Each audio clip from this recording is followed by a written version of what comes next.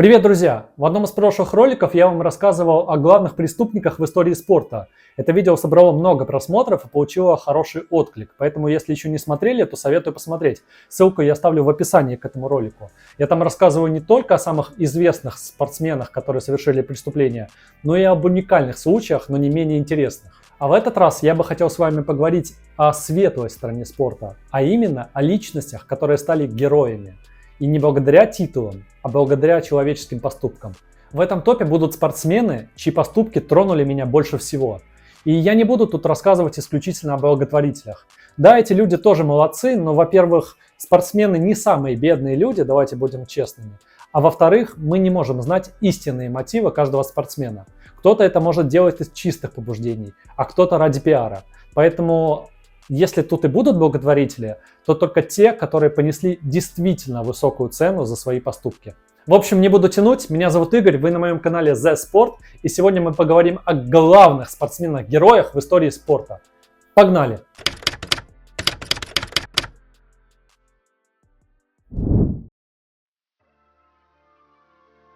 Испанский теннисист Рафаэль Надаль победил на 22 турнирах Большого шлема и по праву считается одним из лучших теннисистов в истории. А на грунтовых поверхностях он выиграл рекордные 63 турнира, за что получил прозвище «Король грунта». Но настоящего чемпиона красят не титулы регалии, а благородные поступки. И у Надаля такое найдется. В августе 2019 во время открытого чемпионата США он спас ребенка, который оказался в давке в период автограф-сессии. Надаль раздавал автографы, когда увидел плачущего мальчика, который был зажат толпой болельщиков. Испанец поднял ребенка на руки и вытащил за ограждение. Он успокоил мальчика и расписался на его бейсболке. Надаль таким поступком подтвердил, что несмотря на все регалии, которые делают его одним из лучших теннисистов в истории спорта, он остается простым и внимательным к другим людям.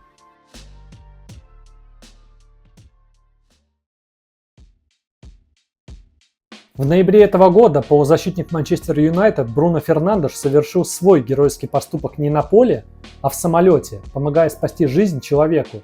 Португалец летел рейсом из Манчестера в Лиссабон на национальные сборы. Во время перелета Бруно случайно заметил, что один из пассажиров начал терять сознание. Он сразу подбежал к мужчине, помог ему сесть на свободное место и позвал на помощь членов экипажа. Чтобы убедиться, что все в порядке, Фернандеш оставался с мужчиной до тех пор, пока ему не оказали помощь. После этого футболист скромно ушел на свое место. Скромность украшает человека, что сказать.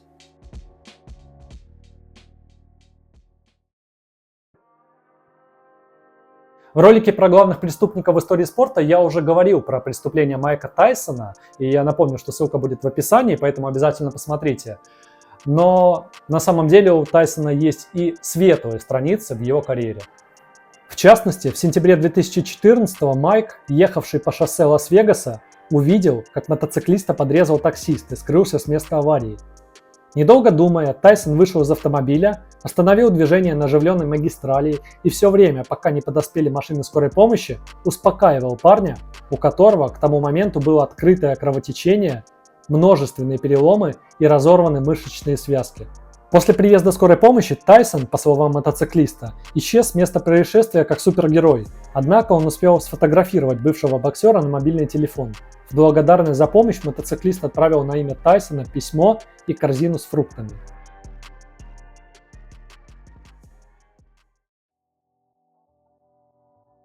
У чемпиона мира по Формуле 1 Ника Росберга тоже есть свой плюсик к карме.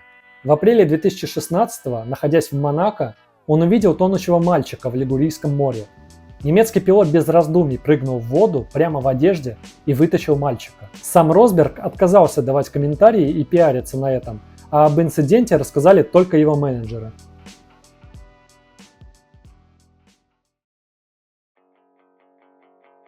Воспитанник Реала Серхио Арибас не смог закрепиться в составе клуба и точно не претендует на статус звездного игрока.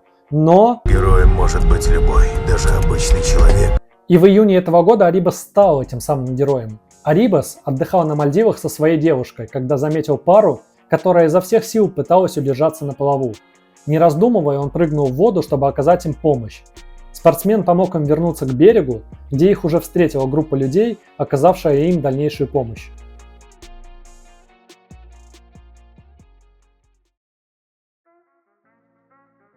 Как вы считаете, можно ли осуждать человека только за неправильный паспорт? Можно ли считать его врагом только потому, что он представляет страну-агрессора? Я считаю, что это неправильно, и вот вам яркий пример из истории. Германия никогда не считалась лидером мирового бокса, но во времена нацистской Германии у них появился настоящий герой. Его звали Максимилиан Адольф Отто Зигфрид Шмелинг, более известный как Макс Шмелинг. Он стал первым немецким чемпионом в супертяжелом весе и удерживал этот статус 3 года. Авторитетным журналом «Ринг» он был признан боксером года в 1930 году, а в 1936 он неожиданно победил Джо Луиса, который считается одним из лучших бойцов в истории бокса. Шмелинг был настоящей гордостью нации, любимчиком Адольфа Гитлера. Немецкие СМИ того времени демонстрировали его как живое доказательство превосходства арийской расы. Сам Йозеф Геббельс настойчиво просил бойца вступить в ряды НСДАП. Но Макс не просто отказывался, он вообще открещивался от нацистского режима и даже втайне сопротивлялся ему. Насколько это было возможно в условиях, когда за тобой, как за звездой, особо пристальное внимание со стороны гестапо. В начале Второй мировой войны Шмелинга, несмотря на статус боксера, все же призвали в парашютные войска, но вскоре он получил тяжелые ранения, и война для него была окончена. После войны он даже основал предприятие по выпуску бутылок для Кока-Колы и до конца жизни оставался главой германской Кока-Колы. Пока героизма особо не видно, да? Отказался от вступления в НСДАП и что? Но на самом деле поступок был. Правда, о нем узнали только спустя долгие годы после окончания войны. Оказалось, что во время еврейских погромов в 1938 году Шмелинг спас от преследования нацистов в своем доме 2 братьев-евреев. Причем рассказал об этом не сам боксер, а один из спасенных им братьев, несмотря на данное Шмелингу обещание никогда никому не рассказывать это. Так что, как говорил Брюс Уэйн, неважно, кто ты в глубине души, или в данном случае по паспорту, ведь о человеке судят по поступкам.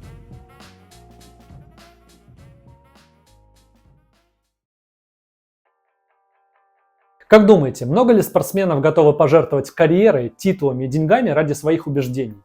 А вот один из самых известных боксеров в истории спорта пошел на такой риск. Его звали Мухаммед Али.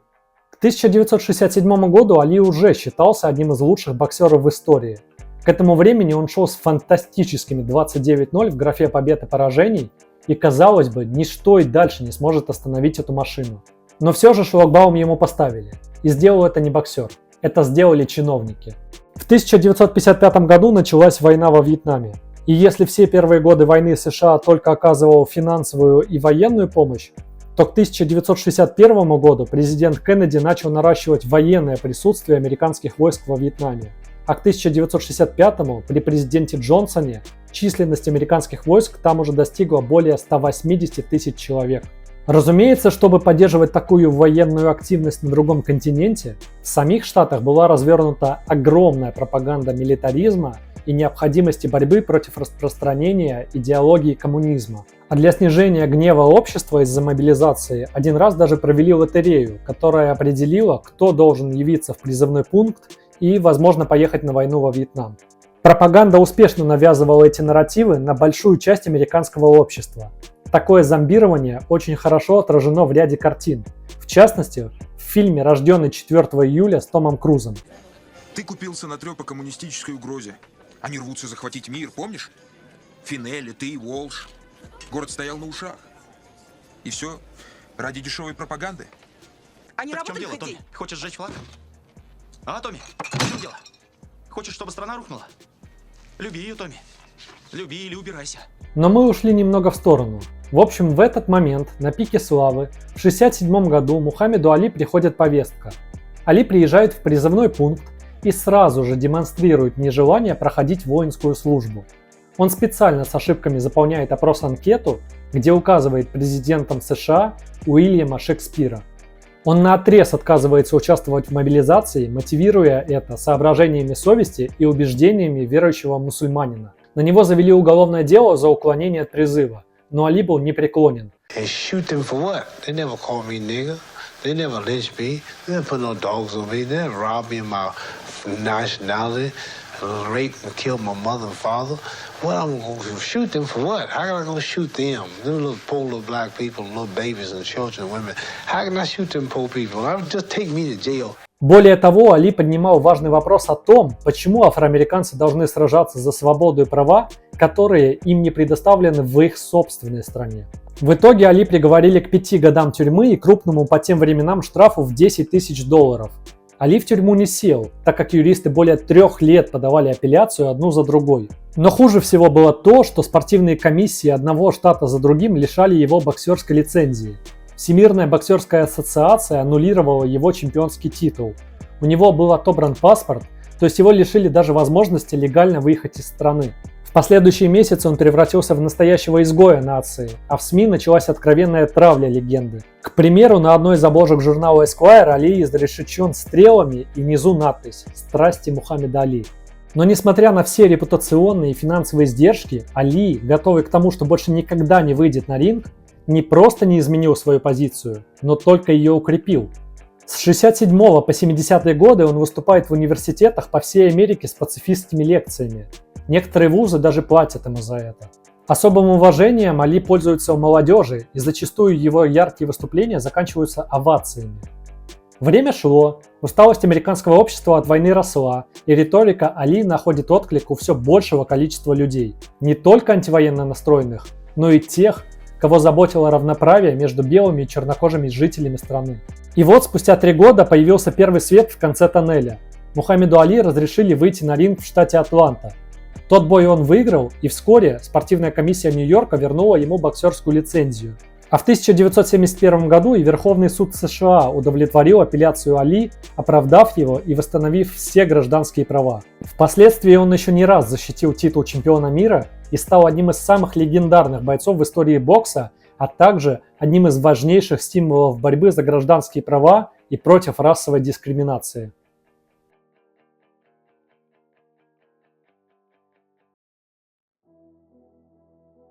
Айртон Сенна считается одним из лучших гонщиков в истории Формулы-1. Его соперничество с Алленом Простом является одной из самых ярких дуэлей в истории королевских гонок. Но с другой стороны, многие отмечали вспыльчивый характер трехкратного чемпиона и немного безбашенный, на грани фола стиль вождения.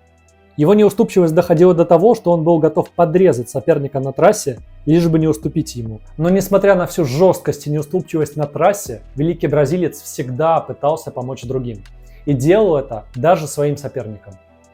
В первый раз это случилось на Гран-при Испании 90-го года, где во время свободных заездов пилот Лотуса Мартин Данелли на скорости 230 км в час вылетел с трассы и снес отбойник.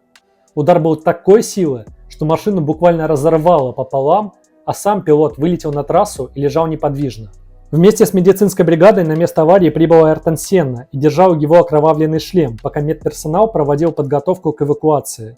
На следующий день после выигранной квалификации бразилец пробрался в больницу и более 2 часов расспрашивал главного врача об эвакуации и состоянии потерпевшего гонщика. Сам Данелли, для которого та гонка стала последней в карьере, спустя годы скажет: «Это как нельзя лучше характеризует Айртона. Он всегда разделял личное и профессиональное». И это не единственный благородный поступок великого гонщика. Уже через 2 года он проявил героизм еще раз. На Гран-при Бельгии 1992 года французский пилот Эрик Кама на полной скорости врезался в ограждение и сильно поврежденную машину выбросил обратно на трассу. А сам пилот от удара мгновенно потерял сознание, и его голова жутко свисала в сторону.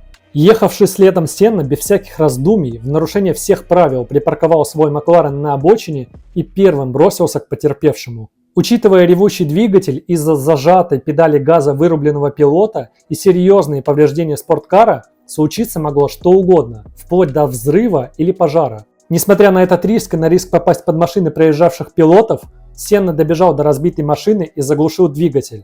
Сам Кама позже выражал слова благодарности бразильцу, утверждая, что Сенна в тот момент спас ему жизнь. И это только 2 ярких момента из богатой на события жизни рано ушедшего гонщика. Сюда еще можно добавить помощь пилоту Лотуса Алексу Дзанарди, когда тот вдребезги разбил свой болид, и Сенна, который едва сам не попал в эту аварию, бросился на помощь получившему переломы сопернику. А также то, что за время карьеры он пожертвовал более $400 миллионов из личного состояния на благотворительность в пользу детей. И что важно, делал это анонимно. А вскрылось это уже после трагичной гибели великого бразильца в 1994 году на Гран-при Сан-Марино. Либо умираешь героем, либо живешь до тех пор, пока не станешь негодяем. К Кстати, в 2000 году в Бразилии проводился крупный соцопрос, в рамках которого гражданам Бразилии предлагали выбрать главного спортсмена в истории их страны. И неудивительно, что Айртон Сенна занял там первое место, став главным спортивным символом в истории Бразилии.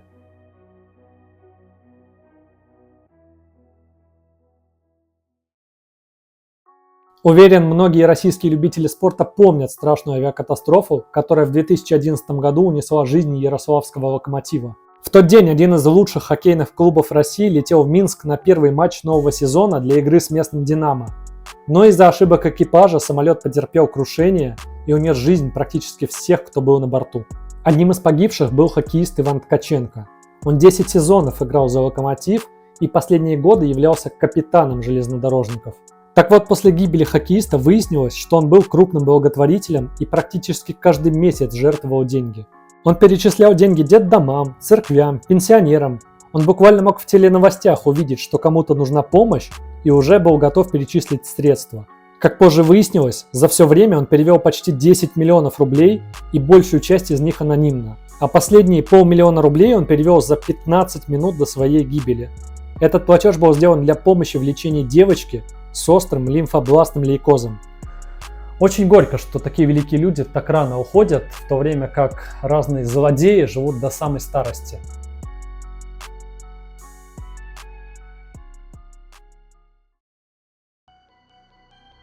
На первое место я поставлю советского спортсмена, который является 11-кратным чемпионом мира и 13-кратным чемпионом Европы в подводном плавании.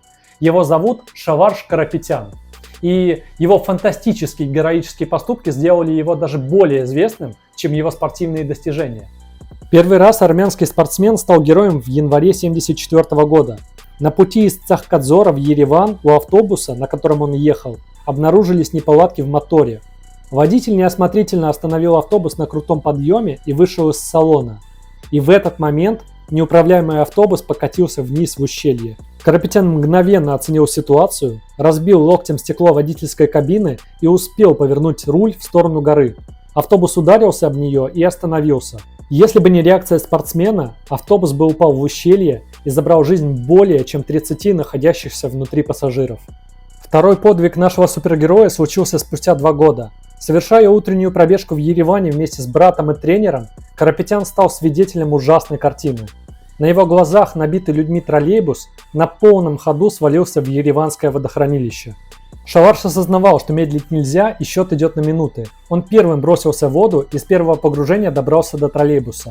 Несмотря на мутную и илистую воду, Карапетян смог разбить ногами окно и, несмотря на уже полученные кровавые раны, начал вытаскивать людей из салона.